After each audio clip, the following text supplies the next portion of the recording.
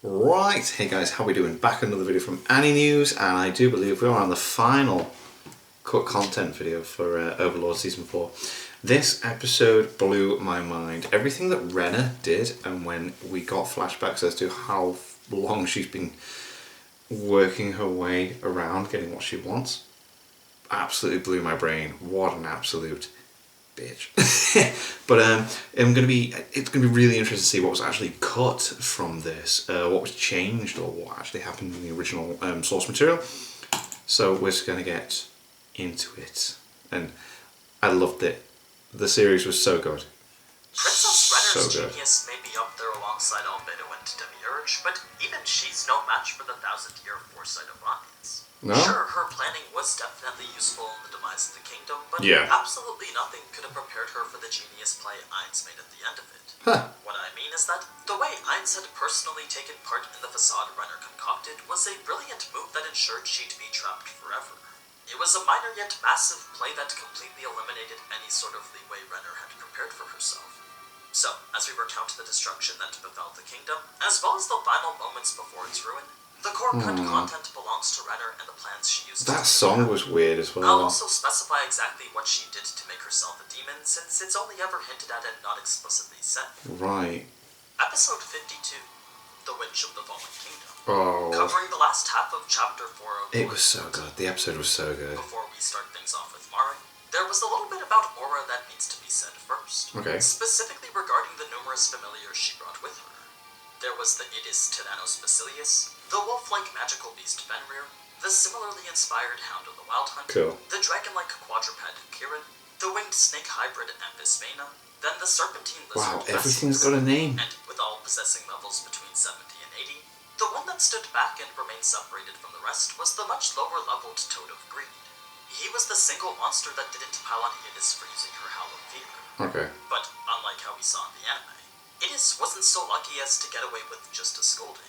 You see, this screeching howl which caused the soldier's instant death was quite the annoying scream to those who possessed psychic resistance against it. Okay. So, when many of the other familiars were hit with such a noise, they immediately attacked Idis for being such a nuisance. Oh. It was a barrage of kicks and charges that Idis simply couldn't defend against. Damn. Normally, her size and power would have allowed her to defeat each monster individually, but because all of them were attacking from each and every direction, that made defending herself practically impossible. Whoa. The only thing she could do was cry out in hopes that Aura would help her. It was after that little conflict was resolved that Aura would speed over to the Wizards Guild. Right, so we missed that. Oh god. Out of Vesture and oh, I didn't even... What we didn't get that was amazing. Was the detailed information Aura was given from the Kingdom's collaborator. It was a basic floor plan that narrowed down where the Kingdom's magic items could have been located. We don't really know what these magic items are, but one of them was confirmed to be the demon summoning item AINZ had given to Demiurge back in Season 2. They were items from the New World that AINZ wanted to do research on.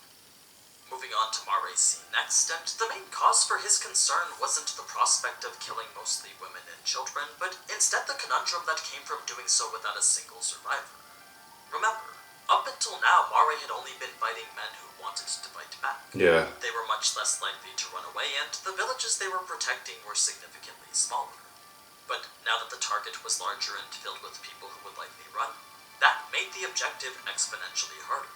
There was no guaranteed method that would ensure both the city's destruction and the death of everyone. Yeah, like, how do you guarantee you're going to get everybody dead when they're possibly going to run away? It was as he made his way to the capital that AINZ ensured Mare would gain experience with this very mission. By having him destroy every village on the way here, not only would he understand just how complex and difficult it was, but he would also be more prepared when figuring out how to approach the much larger capital. That's why he knew none of the methods he had used before would work on the massive population he was currently faced with here. Sure, he could just cast a lot of spells in to reduce the city to rubble, but doing that would most certainly leave room for survivors. That being the case, this was actually quite the tricky mission for Mare. As a slippery slope that could easily spiral out of control, the core thing he needed to avoid was alerting the populace. How could he destroy one portion of the city without having another look outside and realize what was happening? That was the key question which would determine his success here. If he could keep the general population the exact way they were now, then killing everyone becomes a whole lot easier. One wrong move, though, and a whole bunch of extra steps then become necessary in order to correct it. So, as a guardian who took pride in being the strongest AoE caster in Nazarick, Mare truly wanted to live up to the standards his creator had left for him. Right, so I suppose like if you're known for doing area of effect damage, it's like you want to be absolute boss at it. To teach him a valuable lesson. He had said that whenever you know you're lacking in experience, the only thing you need to do is work hard and to get better at it. It was a crucial teaching that made Mare realize he just needed to practice more. If he could destroy more villages and slaughter more people, then surely he'd be able to become the creation Buku Buku Chagamar wanted. So dark. Thus his renewed passion for destroying the capital here. Now, Let's when we switch over to climb in the castle, there was actually a small number of knights who stayed behind to defend everyone. Not because they thought they could make a difference, but instead because their loyalty was something that they valued deeply. As soldiers knighted by the king himself, they weren't about to abandon their sworn duty just because defeat was imminent. No. This was an act of devotion that finally made Climb realize why they hated him so much. He never did understand why the noble knights thought of him as such an outcast, but after seeing just how strong their feelings to the royal family was, he finally came to realize that a peasant like him could never belong with them. Yeah. If a peasant was to come up and stand alongside them, then that would only diminish the value of the titles that they held so much pride in. There was no place for a peasant to be anywhere near royalty. So, despite Climb wanting to stand guard beside these last few nights, his duty to the princess superseded everything else, leading him to wait in the corridors. I loved how hard he tried. He did that his final thoughts of Brain showcased just how important he was.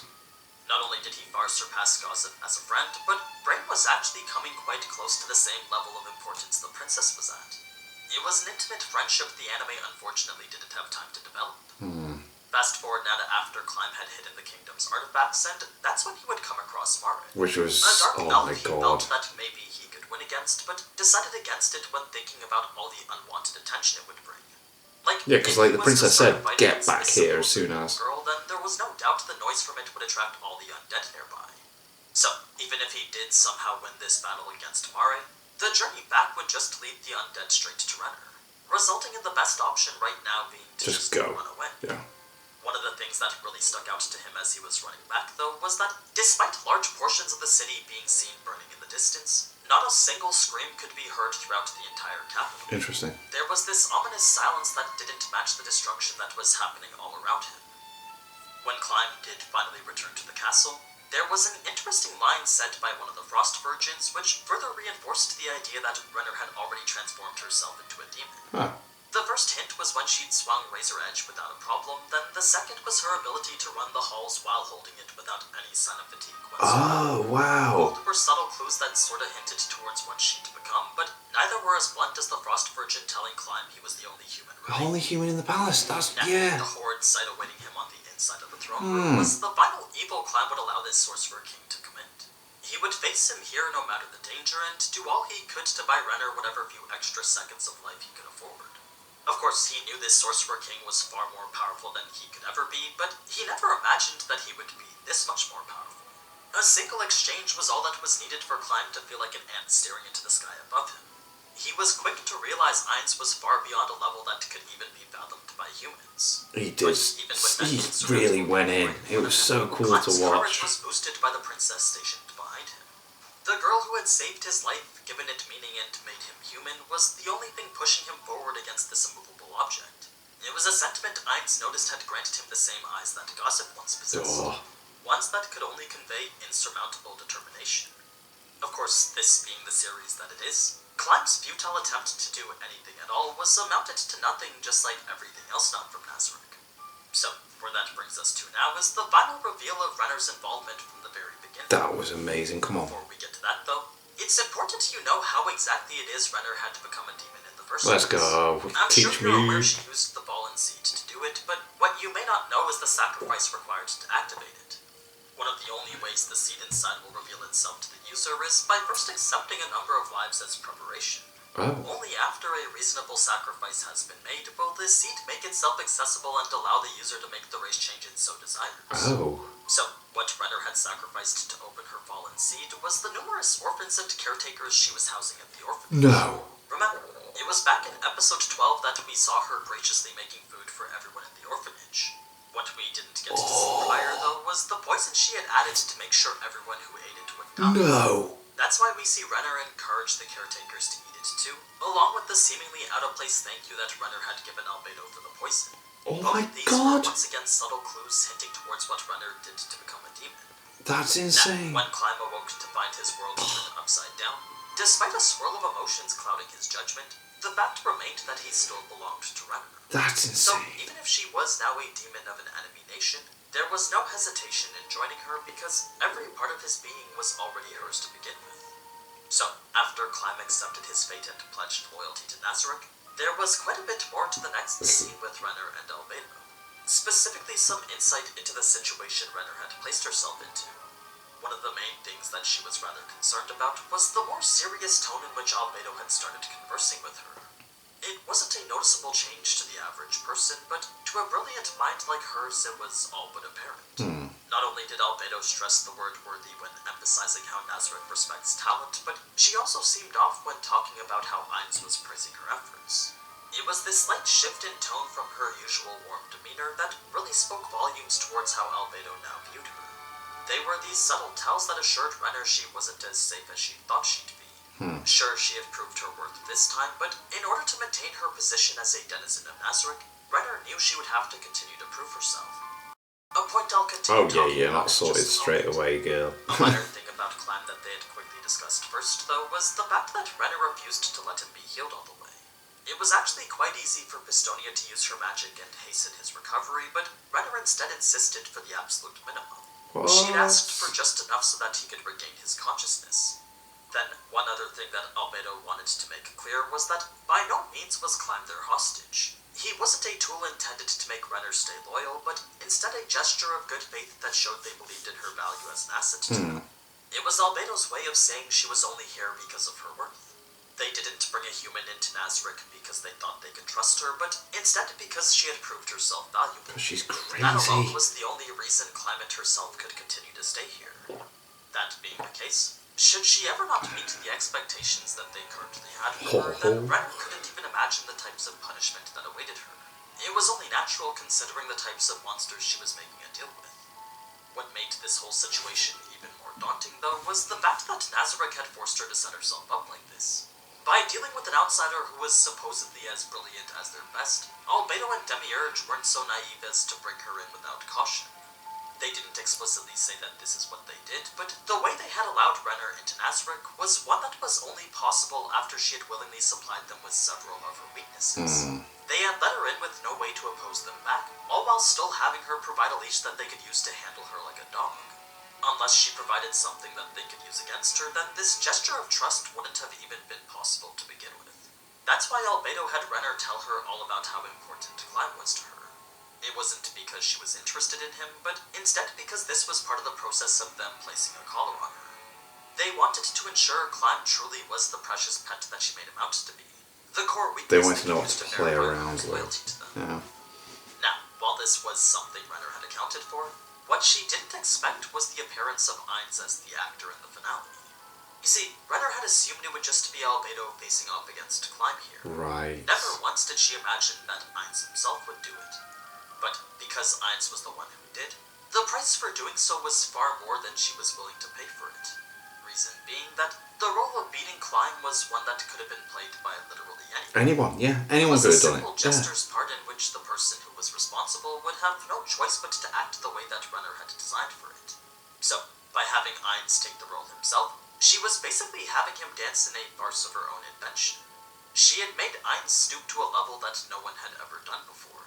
And that was something that definitely didn't sit well with Albedo. It didn't matter how brilliant Renner was to them, because to have AINZ debase himself in such a trivial matter was an act of disrespect that clearly changed Albedo's opinion of her. It didn't matter whether it was unintentional or not, because the fact it happened was more than enough to justify Albedo's anger. So, despite Renner having hoped that she could get away with leaving some leeway to prove herself more, AINZ stepping in had all but removed that. Any hope of holding back a bit was no longer possible. Should she show even the slightest bit of incompetence, then there wasn't a doubt in her mind that Albedo would eliminate her. And that was all because AINZ had stepped in and played a role he shouldn't have. It was a brilliant play in which Renner could only contemplate in astonishment. As a move that backed her into a corner without any hope for escape, Renner could only assume that this was AINZ's plan all along. To her, she believed he knew that she was planning to hold back, and as a way to counter that, he made Albedo become even more strict than she was before. It was a truly masterful maneuver befitting someone of unfathomable intelligence. Now, what we saw with the following dance was a literal interpretation of the feelings Renner had possessed here. You see, the really weirded me out, but it was quite nice, like, in, like, giving a dark tone, though. She was ready to give voice to it and burst into song. Thus, the actual song and dance we got of the anime. Aside from that, there were a few things worth mentioning from the epilogue, but the most important was the extremely graphic demise the novel gave Philip and his people. Oh my god. Compared to the watered-down version we got of the anime, we truly did miss out on what could have been one of the most satisfying scenes in all. Covered in blood? I'm not going to talk about it right now, but I will be including it in my special episode dedicated to Philip. A recount of his unbeatable crane wing formation, along with the gruesome demise that befell him after. Then, last but not least, is a brief moment from the epilogue highlighting exactly how AINZ perceives this new addition to Nazarick. Sure, she may be brilliant in the eyes of Albedo and Demiurge, but to him she was nothing but, and I quote, a batshit crazy girl named Renner. Wow. As an outsider with no connection to Yggdrasil whatsoever, the fact she could very well be a genius like the others truly scared AINZ, since she could potentially start to see right through him. It was a thought that made him doubt he could maintain his act as an absolute ruler. So, with this potential threat now looming within the walls of Nazarick, AINZ wanted nothing more than to just run away. Perhaps he could leave and go on a vacation of sorts. Maybe even bring the twins, since they'd been working so hard. But yeah, that's pretty much it for Overlord Season 4. This may be the final episode of the anime, but I've still got quite a few videos for this left in the pipeline. Sweet. So, along with Danmachi and maybe Shadow of Eminence, I'll continue to sprinkle in Overlord videos at least up until January. Nice. Until then though, as always, thank you so much for watching, and if you enjoyed this type of anime content, then you already know what to do. So, until next time. Ciao. Cool. My god, man. That whole stuff with the orphanage. What? That is the darkest. That's something else. That's messed up. That's so messed up. I loved Overlord Season 4, and it's cool that he's still doing more videos. That's cool. Danmachi, I need some. I wish I watched it. But yeah. Anyway, thank you to my patrons. If you have if you want to have your name at the end of every video I upload, links in the description of the Patreon page. $1 a month is all I sell support the channel. It's greatly appreciated. Thank you guys very much for that. Thank you all for watching. What do you guys think of that? What do you guys think of this? Click like, subscribe, and leave comments down below. Let me know what I should watch those future videos. I'll see you guys next time.